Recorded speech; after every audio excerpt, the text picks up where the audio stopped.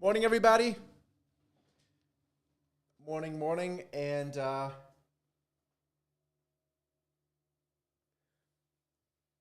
what is it? Wednesday? Happy Wednesday.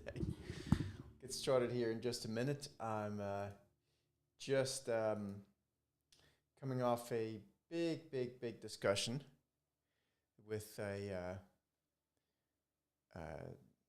someone I have a lot of respect for his work and how he looks at the market. So I will tell you more about that in a minute, actually, when we get started. And then you guys will be able to watch the podcast this coming Monday, which is going to be super exciting. And got a whole bunch more stuff around that as well. All right, let's see here. It is 2 minutes past the top of the hour. What the hell? Let's just get started. Good morning, everybody. Serge Berger here from The Steady Trader. Hope everyone is doing well. Here on this Wednesday, we've got NVIDIA earnings later today. I know that's what's on every retail investor's mind for a good reason, right? It's obviously a big company. It's an important stock and so on and so forth. And we'll definitely, I do want to touch on that here in a couple of minutes. What we do here is we spend the next 10 to 15 minutes going through what we think are some of the most important things in the market to look at. So I would say without any further ado, let's get started. As I've been saying over the past few days to everyone, people have been asking, how do you kind of keep track of the market? Well, obviously we've got our tools and everything that we do to track the market, but also I have a notebook, right? And that notebook is an integral part of how I stay on top of things, and I would encourage everyone to do something very similar to that. What are we going to look at this morning? Obviously, we've got NVIDIA, so we will look at NVIDIA. I want to give people a little bit of an idea of what's going on there. But why don't we start off with a little bit of perspective? I want to spend just a few minutes here on sort of the performance measures of gold versus gold miners. I still get, and for good reason, we get a lot of questions around gold and gold miners and where to allocate. And obviously we can't give advice here. This is purely educational, as you guys know. So don't take this as any advice, because it's not. It's just educational stuff. But here are some facts, okay, when it comes to gold versus gold miners. So if we look at this on a one-year basis, you can see gold miners have actually outperformed, so year over year, have actually outperformed the price of gold. It hasn't felt like it because gold miners tend to be, are, and will probably continue to be rather volatile. The thing to keep in mind about gold miners is that they are stocks, okay? They are companies. Meaning, yes, they have a correlation, a positive correlation to the price of gold, clearly, as evidenced by even just this 1 year chart, or by the 3 year chart, or by the 5 year chart, or by the 20 year chart. However, they are also stocks. And because of that, they have idiosyncratic risk. They have credit risk, right? Maybe they do something silly. Maybe, who knows what happens. There's so many things that can go wrong with a gold mining thing. So it's not the same. So again, not advice, education here, but we see a lot of people saying, oh, should I just, I want to, because gold miners obviously have on a good day are up much more than gold. So people are drawn to that because we live in a gambling society right now. However, here's another fact. How about the 20-year and then the all-year look back, which is, I think, the same here. You notice this little nugget. Gold miners over the past 20 years are, as evidenced by the ETF GDX, is up 27%. Gold is up 310%. Okay, I'm just going to pause here for just a moment to let that sink in for everyone while I'll take a sip of water. Still coming off of that interview that I'll talk to you about in a minute. So if you're saying to yourself, gold is too boring for me, from an investment perspective, take this chart into consideration. Yes, over the past 1 year, gold miners are up 10% more than gold, but with a crazy lot more volatility. Over the past 3 years, however, Gold is up 50% with a lot less volatility than gold. So than gold miners. So on a risk-adjusted basis, gold miners are actually a pretty shitty thing to be in. Excuse my language, right? From an investment perspective. And from a trading perspective, you better be spot on and know how to measure oversold, overbought, and momentum, which is, of course, why we use our trender indicator in the Vertical X Pro. Okay? So, and again, if you guys have questions on this, please let me know. So from an investment perspective, I don't know why I would want to invest in gold miners. However, here's another thing. And we've talked about this here before.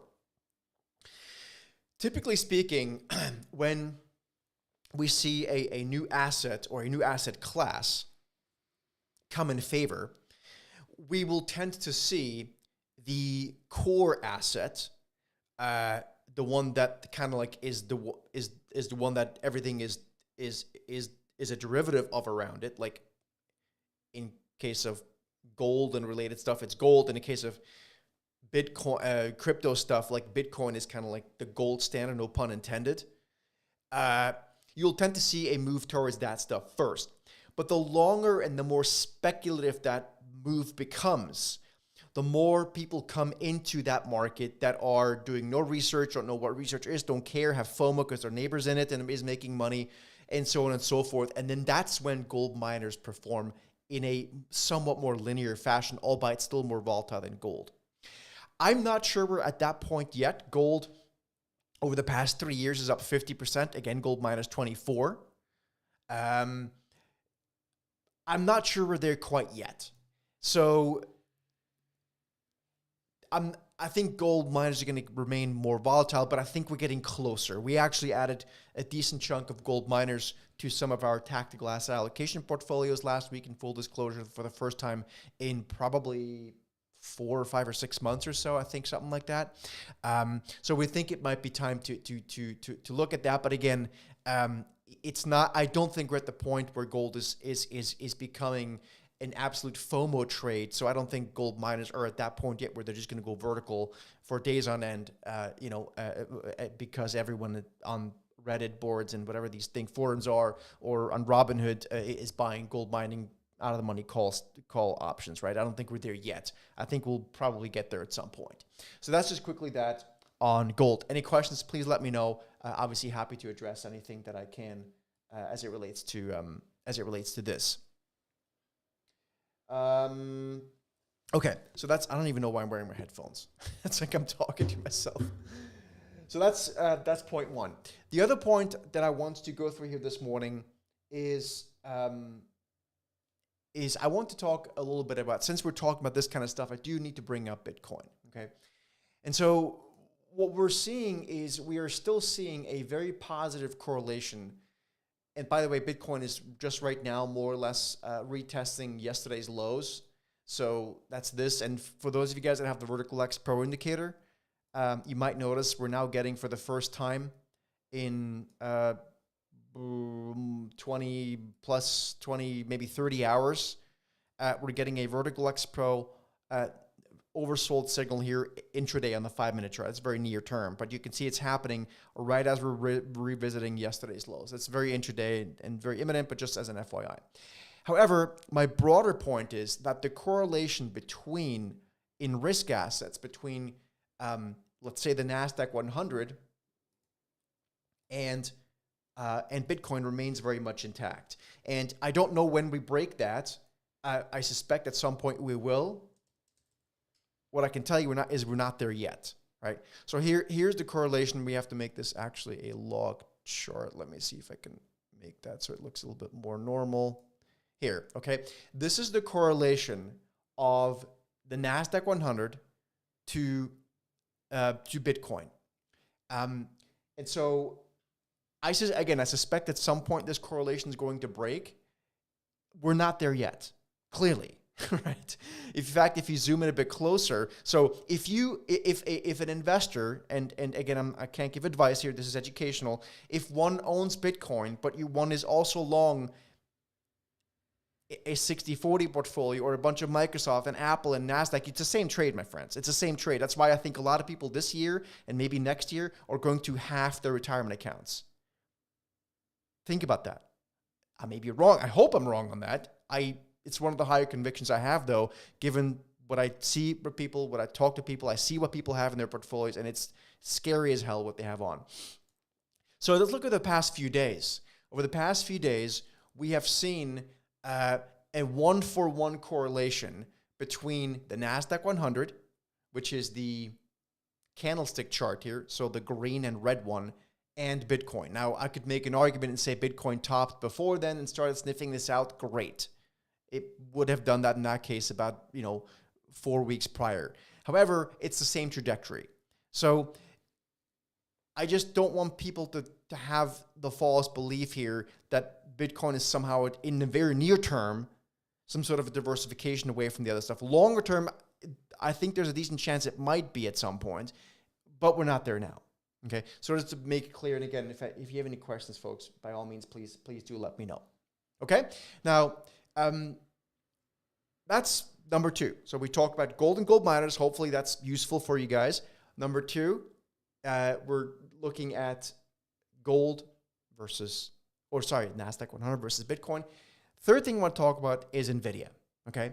And sadly, I'm sure the attention rate is now going to spike through the roof because all everyone cares about is NVIDIA, which is exactly the point of what I'm trying to say. I think it's crazy how people are concentrated, but we want to talk about it because it's important, right? So it is clearly important. If you think about the Norwegian sort of sovereign fund owns, I think, 300 million shares of NVIDIA.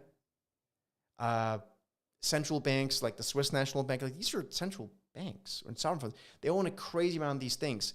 So it's clearly important what the company does. So here is my take on NVIDIA.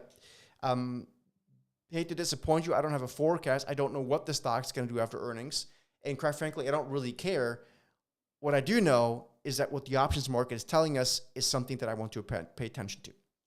Okay, so does everyone in here know how to calculate an expected move after an earnings report or after any report in the options market? If you don't, just type in the word options or something, options, and then I will go through it in a bit more detail if you guys would like. So just type that in, and I'm happy to go through it. I'll tell you the outcome here. If you guys want me to go through it, I'll do it. Otherwise, obviously, no reason to if everyone knows how to do it. But based on the options market, we can, as of yesterday's close, we can do some basic math here and say that the expected move in the options market after earnings is essentially somewhere up to about 144, 145, down to about 110. Okay, and I see a few of you guys are typing in options. So the way you do that is you simply take the at-the-money call and the at-the-money put of the most recent expiration. One could use 0 DTE. That's a bit too wild for me, but like let's say at the money. So I'm going to quickly share with you what that looks like here, since some of you guys seem to care about that stuff. So let me just quickly share it with you here. All right. So currently, or as of last night, the stock was trading at 126. So, and I see the right answer. Someone's saying it's the price of a straddle. That's correct. Some people don't know what a straddle is, so let's just go into that a bit more. So basically, what you want to do in order to figure out what the expected move is, again, remember the stock last night closed at 126. So what we want to do is we want to take the at-the-money call, or the at-the-money strikes, which is about 126, and we take the price of the at-the-money put, and we add it to the at-the-money call. So that's $7 plus about $6.50. Even I can do that math. That's roughly about $13.50, right? It's an at-the-money straddle, as Bob is chiming in here for. I appreciate that. So again, some people don't know what straddle are, so sometimes you have to be going through that for everyone so everyone learns something. So if I take the $13.50, add it to last night's closing price, I get to roughly 144, 145. Again, this is not to the penny math. It doesn't matter. And I get to about 110 on the downside. And here's the point. As long as NVIDIA stays within this sort of range after earnings, so up to here and down to about here. That should not, no one should freak out from that. This is what the market is currently pricing in. So this is a normal standard deviation move as far as market expectations are going right now. So if you are going to have to sell your car, if NVIDIA tomorrow drops 13% or so, then you probably shouldn't be in this stock in the first place from a near-term basis, right? If you're long puts for some reason and you cannot handle the stock rallying about 14, 15% after earnings, then quite frankly, you probably shouldn't even be trading, right? Because that's important knowledge to have here. So anything beyond that, however, could then set up, for me at least, right? That's just the way I look at it, potentially a new trade in either direction. So if we think this through a little bit, and we can now, this is where you can start doing some basic numbers and doodling, drawing lines on a chart if you want, but just keep those two lines in mind. I also do want to point out to you that the implied volatility of NVIDIA, and by the way, the weekly options expiration options that expire this Friday on the 28th of February, they currently have an implied volatility of north of 100. Even if you go out another week or so, they're still like 75.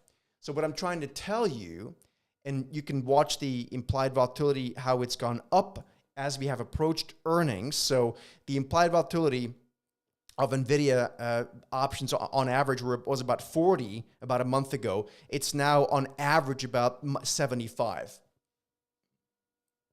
The reason I'm mentioning this, in case you're wondering, is because I know there are some people out there who are looking to buy a call option here through earnings because they know that some guy on TV that's been right for the past 3 years about this stock that wears colorful jackets, or some other guy that they bring out every day the S&P's up either 1% or down 1%, has been right. And that may well listen, this stock can go higher after. It can go high. This stock can go up 20% after earnings. It really can. Just know that when you buy a call option, if that's your bet, unless the stock is able to overcome at least the 13% on the upside, basically tomorrow morning, you are not going to make money because you're buying very expensive options with an implied volatility of north of 100% or north of 75%, depending on which option strike you use. If you're buying a put. So the point is options are very expensive right now, which is why it's so difficult to make money with directional trades through options expiration, through an earnings event. Okay? Are there any questions on this? Love to hear from you if you have any questions. I have to jump right now to a quick session. We're going to do a live gap trade with our members of the Gap course. So we will see you back here for tomorrow's Set the Market morning show. I hope this was helpful. And any questions, as always, just get in touch with our team. Joel is in here as well. You can just email him, support@thesteadytrader.com, or you can also give him a call, but maybe just send an email first, and then you can always engage with the conversation after that. So thanks for listening. Have a great day. And if you are a Gap course member, we'll see you guys over there. Actually, right now I'm already like 4 minutes late, so I'll see you guys over there.